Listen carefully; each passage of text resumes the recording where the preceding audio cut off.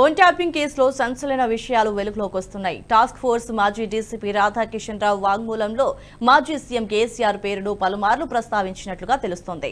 Task force DCP నియామకంలో Prabhakar Rao పాత్ర కీలకమని వెల్లడించినట్లుగా వార్తలు వినిపిస్తున్నాయి. కేసీఆర్ కుటుంబ సభ్యులు, పార్టీలో సన్నిహితుల వ్యవహారాలను చక్కబెట్టేందుకు తాము పనిచేశామని రాధాకిషన్ రావు వెల్లడించినట్లుగా తెలుస్తోంది.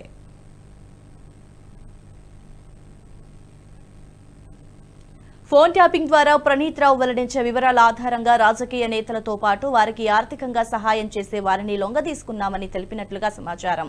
సివిల్ తగాదాలో సెటిల్మెంట్ చేస్తూ ఎన్నికల సమయంలో వారి నగదును అడ్డుకున్నామని రాధాకిషన్ రావు వెల్లడించినట్లుగా తెలుస్తోంది. బీఆర్ఎస్ కు చెందిన నగదు తరలింపులో వారు సహకరించినట్టుగా టాస్క్ ఫోర్స్ మాజీ డీసీపీ రాధాకిషన్ రావు వెల్లడించినట్లుగా వార్తలు వినిపిస్తున్నాయి. 2017లో ఎస్పీగా ప్రమోషన్ వచ్చిన తర్వాత టాస్క్ ఫోర్స్ డీసీపీగా నియమించడంలో ప్రభాకర్ రావు పాత్ర కీలకమన్నారు.